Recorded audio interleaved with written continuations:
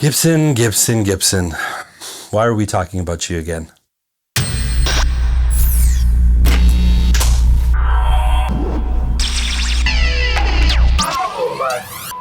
Back.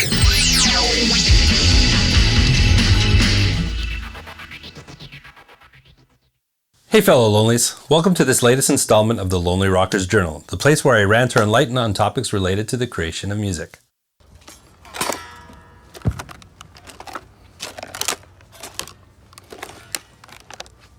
Okay, first off, I'm going to go on record, as I have numerous times. I'm a Gibson fan. I'm not a Gibson hater. In fact, I've stood up when a lot of people have been frowning on Gibson. I spent an entire month reviewing their new guitars this year, the 2019 models, and there's some really good guitars. I was really impressed.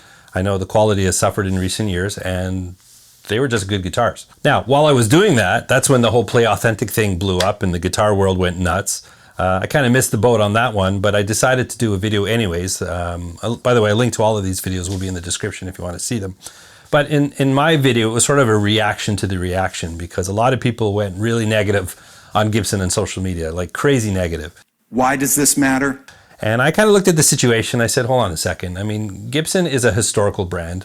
I'm sure they own patents and trademarks, and there's a number of companies that have been profiting off of Gibson designs. And I said, well, if that's the case, Gibson is well within their right. The system is set up for them to protect their own interests. So they decided to go to court, the whole Dean guitar situation, and I think that's still ongoing. But what's been happening also, and that's been coming to light as of late, is Gibson's been trying to protect their trademarks in the European Union, and they've actually lost their cases for both the Flying V and the Firebird. Actually, it was the owner of Warwick and Framus Guitars who challenged Gibson's 2010 patent application. This goes back to 2014, and why not? They make their own V. Yeah. I mean, these are guitars that were invented or first designed in the 1960s. And in 2010, 2011, they're trying to trademark them. And then the court said, you know what? You snooze, you lose, buddy. If it was that important to Gibson a long time ago, they would have taken care of their trademarks, and they didn't. So, you know what? It's done. Gibson, make better guitars. Which shouldn't be hard. So that's all I'm going to say about that. My Howard Roberts Fusion, my number one, has been for years. I will play that guitar until my last days. Gibson Les Paul Studio, which I've tricked out a little bit, and this one's kind of interesting. It's a Gibson Challenger.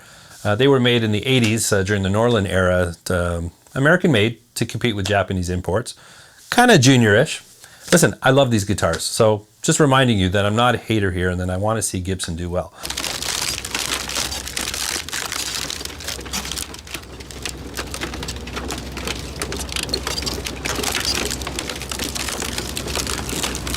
But something I glossed over in the summertime was this whole Firebird X situation. This video came out, presumably Gibson had put on this little stunt, which I assume was not meant for public consumption, considering everything that's been happening. And they just annihilated a bunch of these Firebird X guitars with a big excavator, all lined out in the field. And I said, look, okay, again, I didn't say anything about it at the time, but things are kind of piling on right now. If you had to destroy these guitars, listen, it happens in business. It happens in every industry. You get to a point, you just got to liquidate or just cut your losses and move on. You just do it. But there's something a little sinister here. This show of brute force, or it was a joke. I don't know what it was. But, you know, just crushing these guitars. Someone obviously had their phone and took some video. It ended up on the internet, and there's Gibson destroying guitars. Now, Gibson is involved in charitable work, but there's what, 300-400 guitars there, and I couldn't help but think, you know, and I don't talk about my personal life too much on my channel, but my wife and I, we recently adopted 2 children from Europe.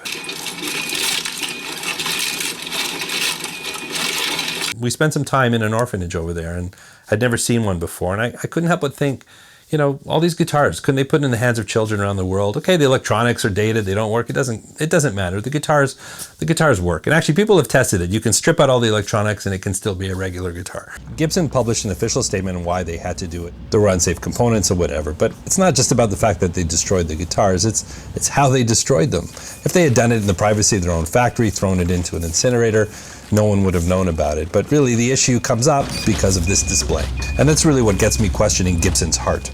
A group from Mississippi is working to save a big piece of Memphis music history. They're preserving famous signatures on the walls of the old Gibson Guitar Building. This last thing that happened all ties to the Memphis facility. Now, Gibson vacated the Memphis facility recently. They sold the building as part of their, they're consolidating, they're trying to save money, and that's fine.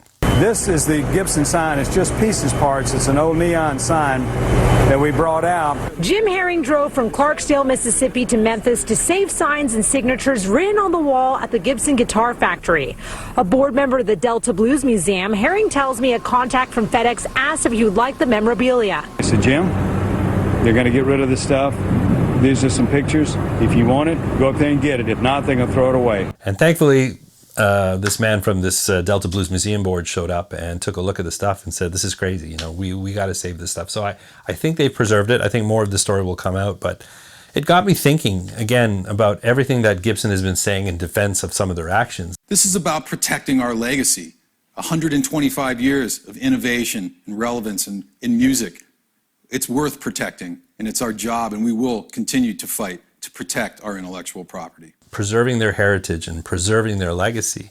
This little situation here where it was all about history, I mean, they had to move, but there was some history attached to that building. The Memphis facility made all the ES line, the hollow bodies and things like that. And some really key players in the industry played those instruments, and I'm sure visited that building. And I don't have the exact list of who signed the wall, but I'm sure it'd be pretty jaw-dropping.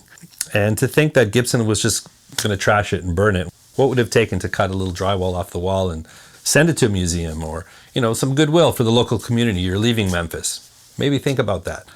Bring it to the Nashville facility and put it in your showcase room, whatever.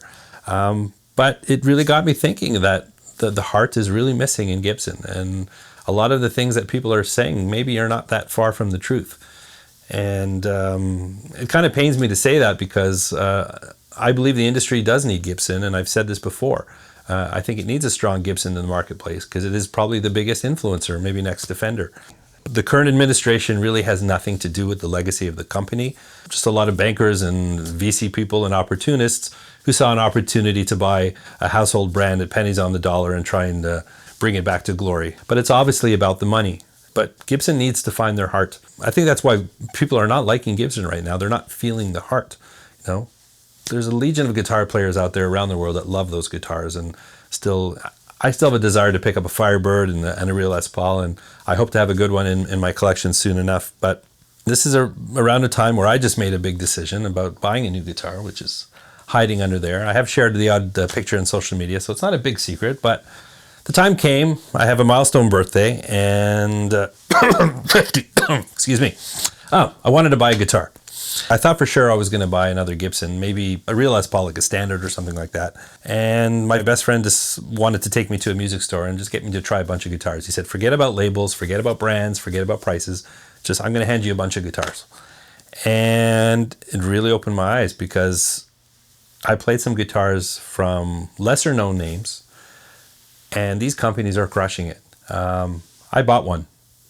I bought this guitar because it was the best guitar I played that day. And I played some custom shop Les Pauls in the same room, some of which were a couple $1,000s more than this. Now, this is a custom shop grade, priced higher than, let's say, Gibson's higher priced production models. Completely destroyed that guitar. The quality was just something I'd never experienced. It goes back to what we started talking about. I'm going to talk about more why I chose this guitar in this upcoming video. Giving the people what they want. You know, right now, when I had a big decision to make, I had every reason in the world to choose a Gibson, and I chose something else. And the biggest reason was it was a better guitar. It was a better guitar. But Gibson's image is tarnished, and I think they really need to look at it. They need to build better guitars. They need to improve on their PR. I'm just a little guy, but I spent a lot of time really pumping up their brand, and I sent them to Gibson, and I got an email of thanks, but that was the last I heard from them. They never shared it on social media. It wasn't important to them. Personally, as someone who stood up for Gibson for a long time, I'm really feeling that heart is lacking, and I really think they need to get back to that. They better think about that before it's too late. I'd love to hear what you think about all this. Just let me know in the comments, and please like, subscribe, and ring that bell if you want to see more videos from The Lonely Rocker. And while you're here, why not check out some of my other videos? If you're keeping it lonely, then keep it rocking. See you in the next one.